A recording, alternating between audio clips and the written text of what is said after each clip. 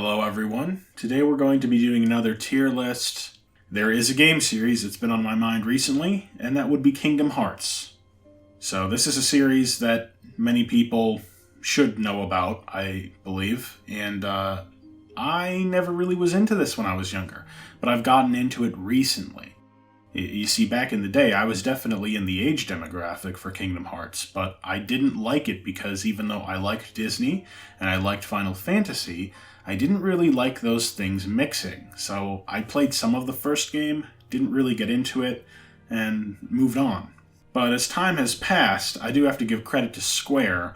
They've done a really good job of making it so that if you want to play these games now, you can jump into them, because they've re-released them countless times, added new features here and there. They're always updating them, or at least making them accessible, for the most part. Not all of the methods through which they do this, I would say, are terribly successful, but we'll get to that. But either way, I was sort of challenged to try the franchise out, and it definitely left me with some feelings. So what better way to conclude a long journey through a lot of games than to kind of summarize it in a tier list. So that's what we're going to do today. Now, I do have to note that we have a very special tier. This is the movie tier. While you can buy pretty much every Kingdom Hearts game as an all-in-one package, usually for fairly cheap, good value if you get it on sale, not every game is actually playable. There are 3 games that, for whatever reason, Square decided, instead of doing some kind of a remaster of these games, it would be more efficient to just make movies out of them. And that's sort of what we have. I understand the motivation to a degree as to why they did this. That means that I can't really judge them as games. So I'm just going to say that 3, 8, 5 over 2 games, I still cannot remember the title of this stupid game. 3, 5, 8 over 2 days. That is a movie that I watched. I would suggest not doing it in the order that if you have the all-in-one collection, the 1.5 plus 2.5 HD that I had, don't watch 3, 5, 8 until you've beaten Kingdom Hearts 2. Otherwise, it will make literally no sense. I would argue it's not really worth watching anyway, because it's really, really long. It's way too long. It's like 3 hours, and you're better off just watching like a YouTuber's cut down version that's probably only like 30 minutes. So I would just say do that, because there's a lot of stuff you don't need to see. I would also suggest not watching Recoded. Trust me, just don't watch it. It has basically nothing to do with anything, and it is also 3 hours and felt like a colossal waste of my time. And then I'm also including the back cover. Back cover is a movie that ties into a phone game, which I have not played. This movie is a real movie. It's not just a compilation of cutscenes. It was made specifically to be a movie to help explain the events of the phone game. I didn't think it was a good movie. I actually thought it was pretty bad. It was barely a movie in that sense, as far as what the story was. But you probably need to watch this, because the ending of Kingdom Hearts 3 assumes that you've watched this movie. So, yeah, I'm putting these in the movie category, so they're not really part of the tier list, but I'm just confirming that I sat through these things in order to better understand the very complex lore of Kingdom Hearts. So don't think I didn't watch them, because I did.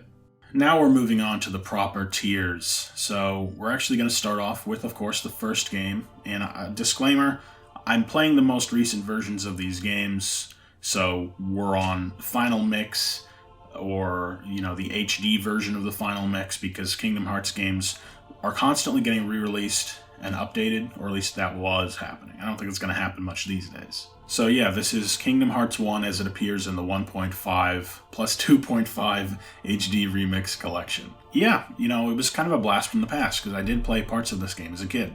Kingdom Hearts, as a series, it's a very bizarre crossover. It came about due to a combination of luck, Square Enix and Disney employees being in the right place at the right time, and also probably a degree of desperation from the Walt Disney Company, because Disney in the early to mid-2000s was basically trying anything. Anything that they thought had a chance of success, they would dedicate money to it. So hey, why not do a weird game with the Final Fantasy people? And it is interesting because, yeah, it's kind of a throwback in a lot of ways. Not just a throwback, but a transitional game. Because on one hand, it takes a lot of influence from the world-based adventure games that you had in the late 90s, but it's also representative of a new trend that was forming at around the same time, where the combat is much more fluid and dynamic, and it's kind of one of those early action games on the PS2 era that you definitely could not have done if you were on PS1 or N64. So you have this interesting fusion of two different console generations and the kinds of games that they were known for, which I find really cool. That said, I do think that for much of the early parts of the game, by today's standards, the combat does feel a little simple. You just kind of press attack to win a lot of the time, but things do open up when you get more abilities and things like that. So the combat is more dynamic, and it's pretty fun. Definitely interesting to see Square Enix, which was mostly known for doing turn-based RPGs, start to take things in a more real-time action-oriented direction, while still having things like, a command bar and other elements from Final Fantasy, or at least elements clearly inspired by Final Fantasy. So it's pretty interesting. And then on top of that, you don't just have exploring these Disney worlds, you also have the gummy levels, you have these shmup-type stages, Star Fox-esque, which I think is a pretty ambitious concept. Really, the fact that they weren't happy to just have you fly around in a ship and shoot stuff. You also get to design the ship. That's crazy. I would argue it's over-designed. It's more complex than it needed to be, but I guess it just shows you that they wanted to commit to the idea. Now, the big deal breaker with the game, I think, is Disney, because it's such an odd mismatch. You have characters from Final Fantasy showing up, but they're not exactly the characters from Final Fantasy, they're just similar to them. Then you have these original characters who, in Sora's case, the dude looks like he just is the guy from The Bouncer, if anyone remembers that game. But then they're side by side in Disney worlds with Disney characters that are all very faithful, in many cases having the same voice actors as well. It is a strange mishmash that I am not totally sold on, but it is memorable. And I think having access to these classic Disney films helped people get more invested than they might have otherwise. Because the story itself is a little simple. It starts out pretty good. If you're going by the standards of a JRPG, especially at the time, I think it starts off with a good enough hook, and I can see how it would be appealing to kids. Although I think that, maybe you could say this about the whole series, but it's the most extreme example of the power of friendship being used unironically that's ever been made. To the point where I almost wonder if Nomura, has friends, because he seems to regard friendship as being this, mythical thing, and it's a little ridiculous. More so as the series goes on, not necessarily in the first game. I would just say by the end, the story definitely gets a little confusing. There are some really weird ideas thrown in that maybe don't really work out as well as they could have, and I was very confused at what the hell was happening during the game's final moments. But other than that, hey, it's decent enough. You want to use the power of friendship to fight darkness, you're gonna have a good time, because the combat is solid. The Disney stuff makes the game memorable in a weird way. It's almost like using mythical characters and locations and things like that, except it's just Disney. But I do like that idea. It lends a sense of adventure and almost like a storybook quality. So I think it worked, even if it's ridiculous seeing the Tetsuya Nomura designed characters standing next to Donald and Goofy. Especially when the characters are wearing outfits that Nomura created. Oh my gosh, we'll get into that later though. But I would recommend Kingdom Hearts 1. It's in the A tier, which is a good sign. This game holds up after almost 20 years. I think it's worth playing today. Not just for the novelty, I think that it deserves a place as being a very good PS2 game. It's up there. Now we move on to another game, Kingdom Hearts Chain of Memories. However, this is not the original version of the game, because this was a GBA game but Square decided to make it as a PS2 game. Yeah, pretty bizarre idea. Remaking a Game Boy Advance game in 3D with the Kingdom Hearts 2 engine. And I don't know if they really succeeded, to be honest. I could not handle this game's combat system. It's just too complicated for me. If you don't know what this is, it's essentially you're playing Kingdom Hearts, but everything that you can do in combat, instead of being a command that you select or just an input, you have a deck of cards that you've got to scroll through, and your cards have numerical values, and the enemies also have cards, so there's a lot you have to keep track of in real time to play this game. And I'm sorry, but it just did not work for me. I got to the part where you have to fight Cloud in Olympus, and I think my brain just broke. I just couldn't do it. Just couldn't. It was like trying to play Street Fighter and Uno at the same time. I honestly think the GBA version might be better, because it is less complex. One of them's in 3D, one of them isn't. That alone, I think, makes it easier to handle this sort of system. So I'm actually not putting this on the tier list. This game's going into the Door to Darkness, because I just don't feel comfortable judging it. I wasn't able to get very far. I knew I didn't like it. I didn't think it was going to get better. In Kingdom Hearts, you cannot turn down the difficulty during a playthrough, and I was far enough in that I didn't want to redo things. So I kind of just decided to watch all the cutscenes on YouTube instead.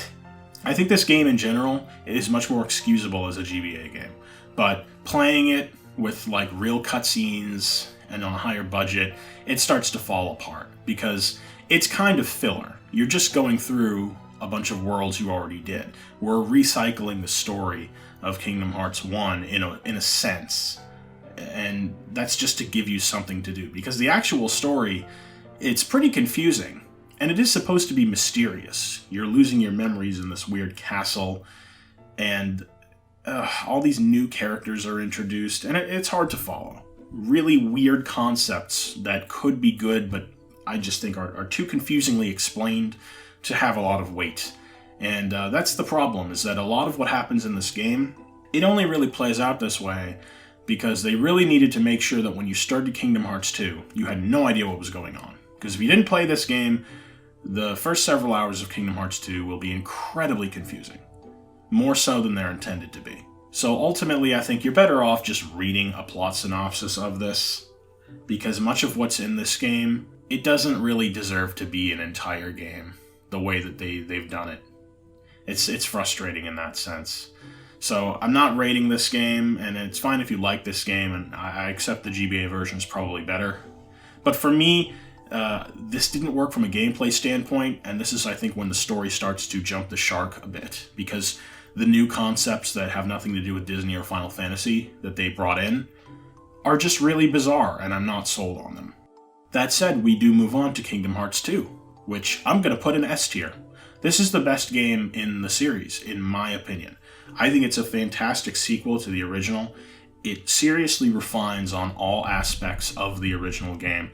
There is so much more depth to the combat, because you have what feels like infinitely more options, to the point where there are several things that I could have done in combat. I didn't even use them. I didn't need to. You just have so many things you could pick from. I love the drives, especially. Those are so cool and fun to use.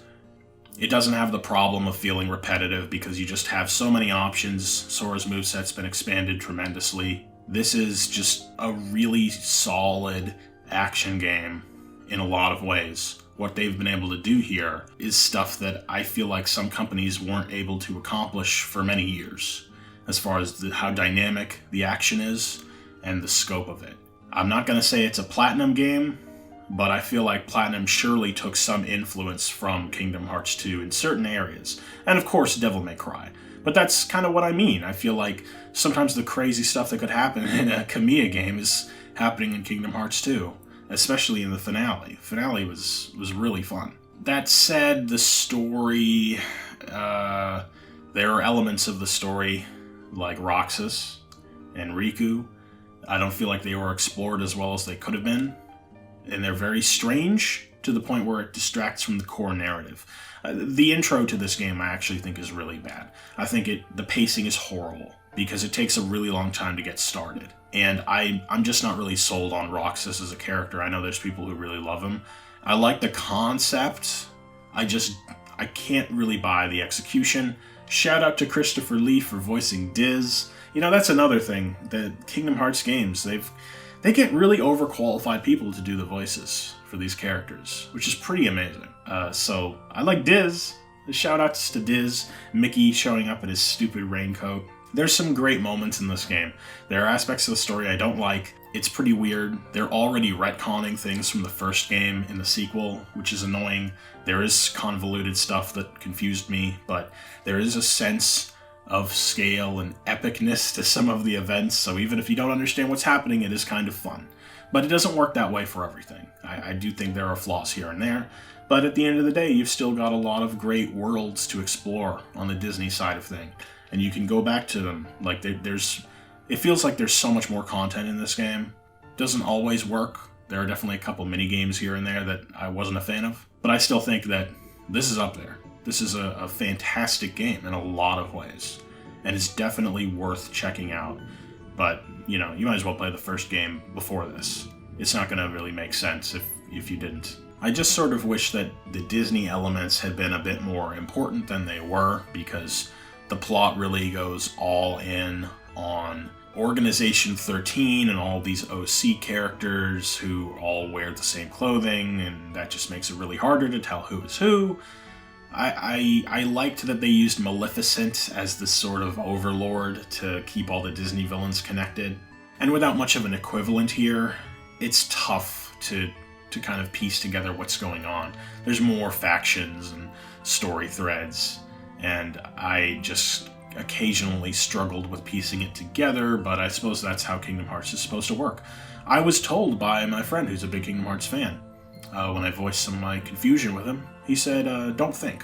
And I'm just not the kind of person who likes to not think. If I didn't want to think, this channel wouldn't exist. So sometimes I wonder.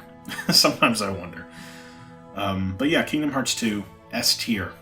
So now we're in Kingdom Hearts Birth by Sleep. This was a PSP game originally, and you can tell it does feel pretty streamlined in a lot of ways. The level design especially is much more straightforward than what you would have had in Kingdom Hearts 2 or 1, and the worlds feel very small and simple because of that, more so than they previously did. It's kind of crazy how short some of the early ones are. And they tried to make a couple big changes. I mean, you have new enemies. But they're not Heartless, but they're basically just discount Heartless. I don't think they're very inspired, honestly. They also have 3 playable characters you can pick from. There's 3 different campaigns. It's kind of like Sonic Adventure or something. Unfortunately, I'm just not totally sold on these new characters. I think that's partially because some of the voice acting is pretty bad. I mean, Kingdom Hearts kind of plays it fast and loose with the quality of the voice acting. You'll have some actors who, were literally children, so maybe they're not the best. And then you have professionals voicing these Disney characters, or random celebrities voicing these original characters. And so here, this is like the worst of that. I think Terra and Aqua, their voice actors are really not good. I just wanted to fall asleep listening to them talk half the time. And it's just weird when it's the same game where you've got Mark Hamill and Leonard Nimoy. They're doing a pretty good job voicing their characters. So you'd think our protagonists would be better, or not just so wooden, I guess you could say. So that was kind of a deal breaker. The battle system in this game, it's very different. I think changing it was a nice idea, because it definitely would have been tricky to have the combat from the first 2 games work on a PSP. But I think that ultimately this is more repetitive than those games from a combat perspective because of this command deck system. It just kind of feels like you want to just use all your commands, and then, hey, maybe you'll get a style change or whatever. It doesn't always feel like you're in control, and you're just kind of using your moves until they recharge. But there's definitely some elements of tech to it. It's not completely brain dead. You still gotta block. There's definitely things you have to do, because there are some very hard fights in this game, all things considered. Fights that I think honestly are too hard. There's a weird difficulty spikes in this game with certain bosses, and it doesn't help that Terra, his speed is so slow, which just makes some of the bosses you have to fight as him even tougher. And Ventus, he's really fast, but his attacks do like no damage, so there were some fights with him that just took freakishly long, I felt. It was very weird. There's also some choices they made that I don't really like. You gotta combine your different commands together to make new ones, and it just kind of feels like padding. I wish you could just reliably get new abilities in chests or from stores, but that's not always the case. And ultimately, I don't think this game has enough just story to justify having 3 different routes that you have to do. There is some crossover between them, but it just felt like a lot of padding. I think that's sort of an issue that Kingdom Hearts has. It has a lot of story, but also a lot of the story doesn't necessarily happen during the events of the Disney worlds. So you could go through multiple worlds and no stakes have changed in the story itself, and this is definitely a big example of that. You just go through these worlds, but it really feels like 90% of the story happens in the very end of the game. And, to their credit, they're trying to establish a bigger threat. They are teasing Kingdom Hearts 3 in this game by saying, hey, the villain Xehanort, hey, he was a big deal, even before the events of the game started. They also do some pretty bizarre stuff with Sora in this game, and Ventus. There's a lot of new, confusing lore that's been added to the game through this prequel. It is what it is. I mean, this is what you do when you make a prequel, right? I guess you just add new stuff that's going to come into play later. Although there are some stupid things they did that kind of feel like retcons. Like, they literally have characters from this game visit Sora, Riku, and Kairi when they're little babies, and they just basically... It's like Mary Sue powers, almost. They're just like, here, I'm going to use a magic spell that makes sure that the events of the games happen. And it's just really stupid. Why couldn't these things just happen normally? Maybe our characters don't have to be chosen ones. They could just do things because they do things. Whatever. So this is in C tier because there were some things holding it back for me. And it was pretty tough. I was kind of happy when it was over. It's not a horrible game, it's just a change of pace that doesn't quite stick the landing. So that brings us to our next game, which is a 3DS game. This is Kingdom Hearts Dream Drop Distance. This is much better than Birth by Sleep in a lot of ways, but also worse in other areas. So I'm also putting this in C tier, because I think the improvements are canceled out by the detriments. I do think that the battles feel better, and the level design is much better than Birth by Sleep. The command deck system has been improved in some key areas. You have more to do in combat when you play as Sora and Riku. The enemies also feel pretty different. There's more variety to them this time around. The Dream Eaters, I think they accomplish what the Unversed could not. And I think it's interesting that you can get these enemies as little sidekicks instead of having a party. My big issue with the Dream Eater system is that leveling up Dream Eaters, you'd think just makes your Dream Eaters better, but you have to level them up in order to get new commands for Sora and Riku.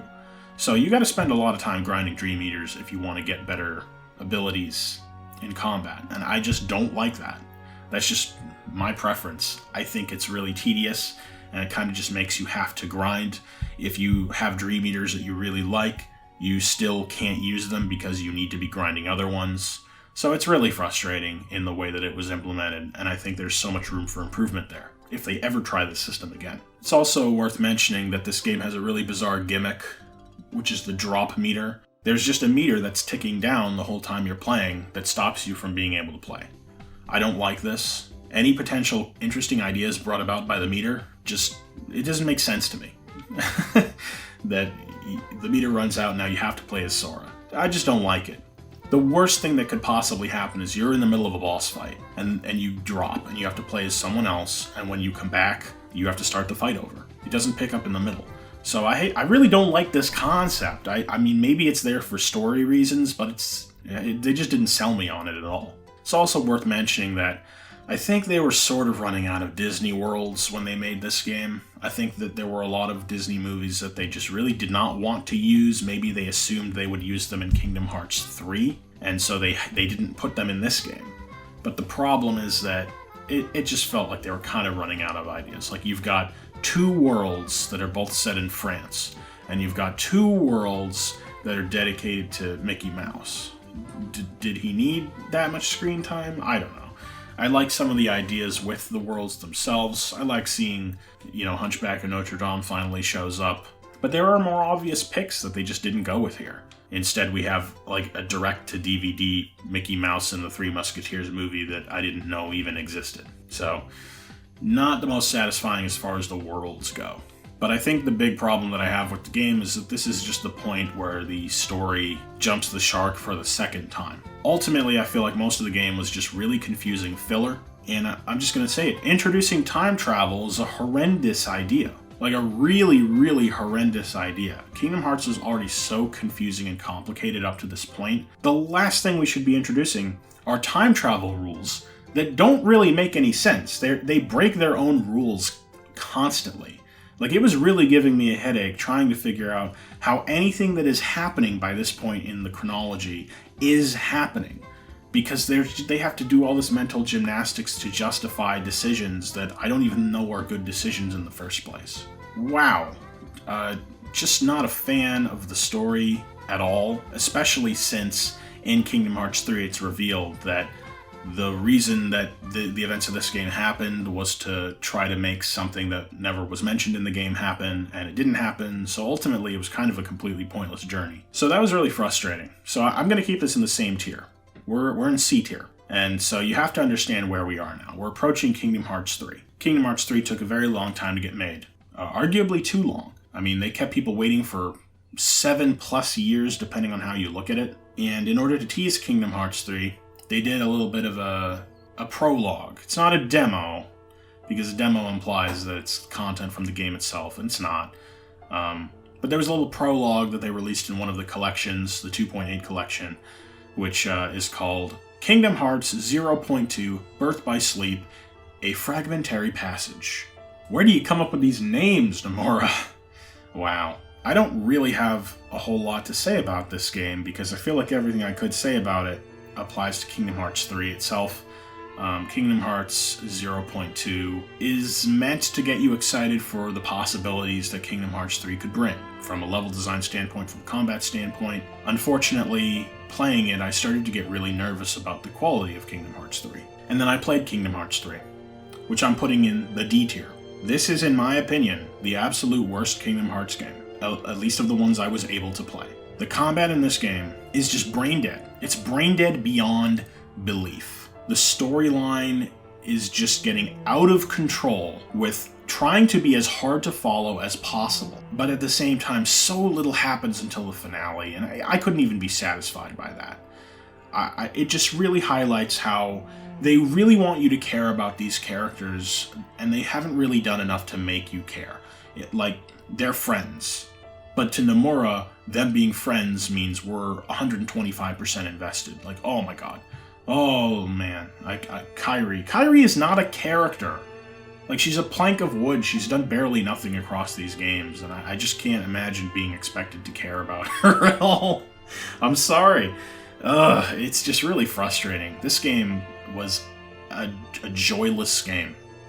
Well, maybe that's not accurate, because I felt a lot of emotions. But getting to the combat, horrible combat. All of the tech that we had in past games just is gone.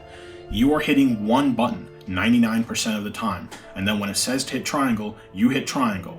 It is incredibly repetitive. There's very little that you can do as far as having choices. You don't really make choices in combat. It's just not good. The only idea in the combat that I like is that different Keyblades have different abilities. That's a genuinely cool concept. But basically all the Keyblades are just busted. It's just do a giant attack that hits everything that you might be invincible during, or you just get even bigger moves to just slam people with and hit X. There's enemies that you can just infinitely juggle because Sora is like a magnet. Like, you don't have a launcher anymore because Sora will just automatically launch people up into the sky, and you just keep hitting attack and he just keeps following them. I don't understand it. It's not fun. It is so easy that it becomes unfun. And I didn't really see much of a way to improve the combat through different tactics, because there aren't different tactics. You have one button for attacking people, and it just does everything you need to do. I don't understand what happened. It renders me speechless. how much I didn't like the combat in this game. As for the Disney worlds, they're very hit or miss. I think that's partially because they made all of them twice as long as they would normally be. Toy Story, I think, is the best and worst world in all of Kingdom Hearts. It is such a bizarre concept story-wise, what they were allowed to do with this world, that it's laughable. It's laughable in a way that I enjoyed, but at the same time, I did genuinely enjoy seeing Toy Story characters and going to new environments with them and all that. So I liked that one. The Monsters, Inc. world was okay. The Pirates of the Caribbean world was pretty good, but I think most of the worlds that I really didn't like, it was just the movie. You're just literally watching the movie in a way that feels really soulless, like you might as well be playing a cheap licensed game to just see recreations of scenes from the movie where Sora or bad guys from the organization are nowhere to be found. It's just like kind of pathetic how with some worlds they had creative freedom to do all sorts of things, but with others, no, make sure you're literally showing scenes from Tangled that are almost identical. Make sure that you animate Let It Go. We need to see Let It Go in its entirety. It's just ridiculous, and the problem is that because the combat is so brain dead, I didn't have a whole lot of fun in most of these worlds. And even the gummy stuff, which I thought was really fun in 2, those gummy levels were tight, they managed to make gummy kind of lame and boring as well. I just don't really have much nice things to say about the game. Almost everything fell flat at one point or another. It did not finish strong. It just really cemented how little I actually cared about the story as I was seeing it conclude. This saga that's gone on for almost 20 years at this point. I just did not care because it was such a frustrating experience. So that was really rough for me. I would also say, don't buy the Remind DLC. It does not actually improve the ending. It's actually really horrendously priced DLC. I can't remember the last time I played a DLC expansion that actually was this bad, in my opinion. So that's not fixing anything, folks. This game really desperately needed a final mix. Like, they actually needed to update and fix this game, and they didn't really.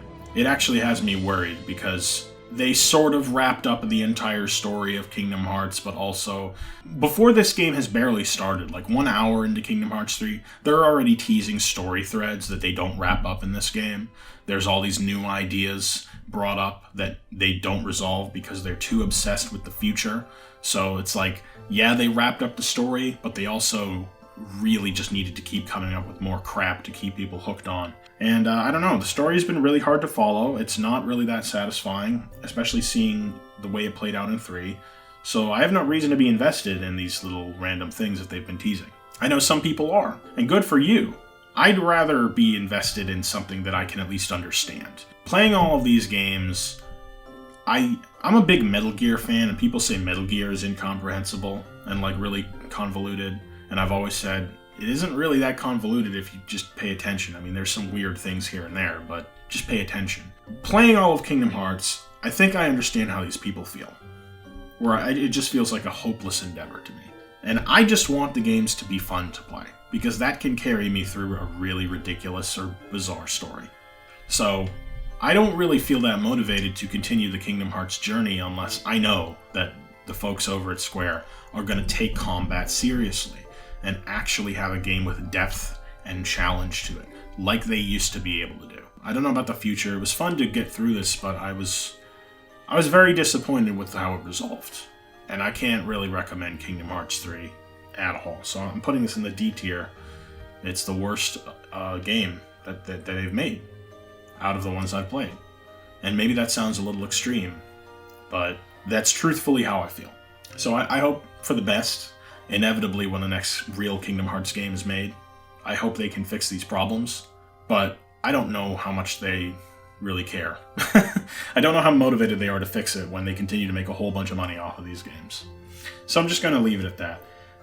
Kingdom Hearts, a very wild journey, and definitely one that's going to stick with me for a long time, for better or worse. So thank you so much for listening to this little tier list. And I've already got the idea for the next review, so I'm going to start recording that soon. It is a short game, so to speak, but we'll see how long it takes to do the video. I'm looking forward to it. I think it's actually going to be really fun, because it's a developer that I like quite a bit. and there's some clues to it in the previous review that I did. So you might be able to guess it. Hey, you think you can guess it? Leave a comment down below. Do all the YouTube stuff. Have a great day, everyone. Now, it's really hot here, so I'm going to turn the AC back on. See ya.